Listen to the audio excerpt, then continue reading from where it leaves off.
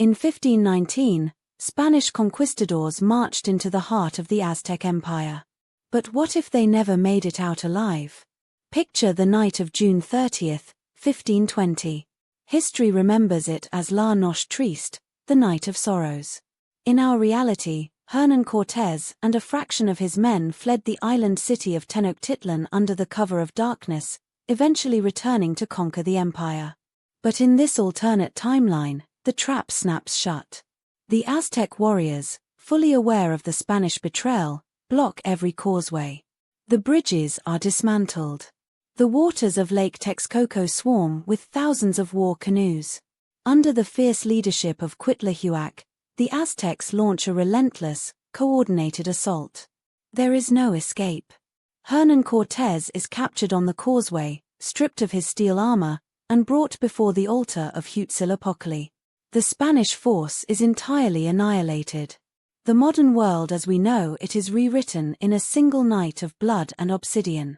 With the immediate Spanish threat extinguished, the Aztec Empire faces a brief moment of triumph, followed by its greatest crisis. The conquistadors left behind a silent, invisible killer: smallpox. In our history, the epidemic devastated the population and cleared the path for Spanish conquest.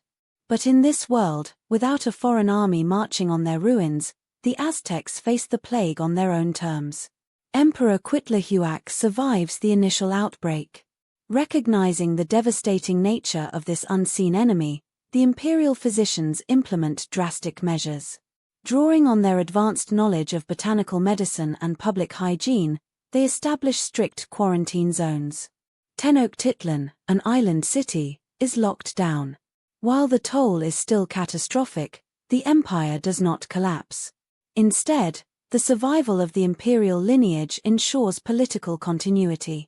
The Aztecs view the plague not as a sign of divine abandonment, but as a trial of fire. They emerge from the epidemic scarred, but unified, with a deep suspicion of any stranger arriving from the Eastern Sea. As the empire heals, it begins to adapt. The Aztecs do not simply discard the weapons of their fallen enemies. They study them. The captured Spanish steel, armor, and firearms are brought to the great markets of Tlatelolco. Aztec metalworkers, already skilled in working gold and copper, begin experimenting with iron ore. They reverse engineer the arquebus and learn the secret of gunpowder. More importantly, they capture the strange, towering beasts the Spanish rode. Within a generation, the Aztecs master horsemanship.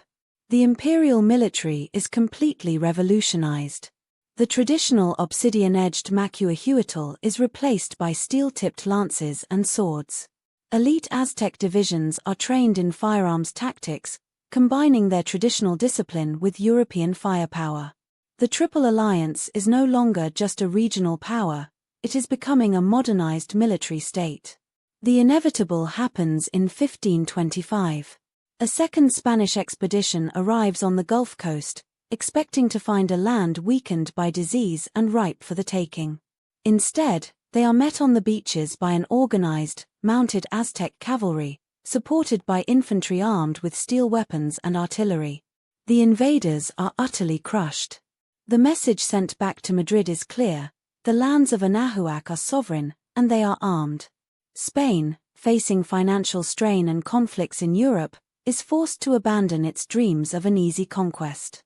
Instead of a colony, Mesoamerica becomes a formidable wall blocking European expansion into the deep south of the continent. To secure their borders, the Aztecs look outward. They realize they cannot stand alone against the European powers.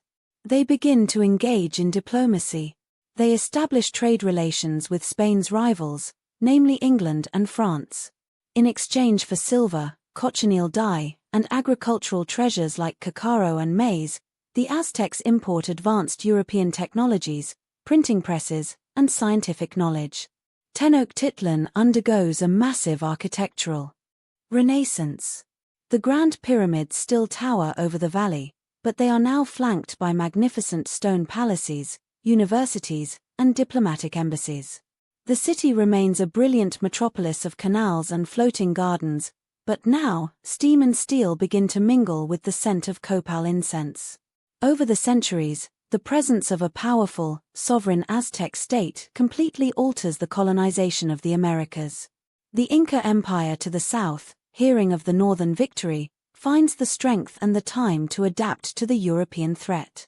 The global slave trade is altered, as the labor-starved colonies of the Caribbean must negotiate with a powerful indigenous neighbor. The map of the New World is not one of European dominance, but of complex, shifting alliances between European colonies and powerful indigenous empires. Imagine a 19th century where Aztec ambassadors walk the halls of Parliament in London and Paris, dressed in fine silks adorned with jaguar pelts and quetzal feathers. Imagine a world where the Nahuatl language is spoken in global trade networks, and the ancient calendar still dictates the rhythms of a highly advanced, industrialized society. The conquest of the Americas was never inevitable. It was a series of fragile moments, decided by luck, disease, and decisions made in the heat of battle. By changing just one of those moments, we reveal a world where the ancient gods of Mesoamerica never fell, and the eagle still reigns supreme over the Valley of Mexico. If you enjoyed this journey into alternate history, make sure to hit that like button and subscribe to the channel. What do you think would have happened if the Aztecs had won? Let us know in the comments below. Thank you for watching, and we will see you in the next timeline.